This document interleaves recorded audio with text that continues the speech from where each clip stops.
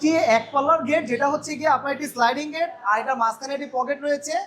এটা আমরা যাবতীয় মালই ব্যবহার করেছি 1.5। তাছাড়া ব্যাকপারে যে মিরর শিট ব্যবহার করেছি সেটা ব্যবহার করেছি 1.2।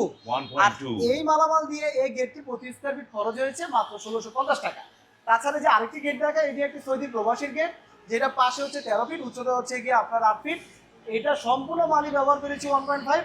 আর এটি একটি শীট ছাড়া গেট, যার কারণে কিন্তু এগুলোর গ্যাপগুলো খুবই কম, যেটা হচ্ছে একটা পাইপ থেকে একটা পাইপ কিন্তু মাত্র 600টা গ্যাপ।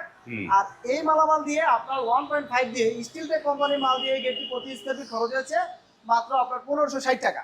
তাছাড়া এখানে আরেকটি গেট দেখাই, এটা হচ্ছে একটা লন্ডন প্রবাসীর গেট।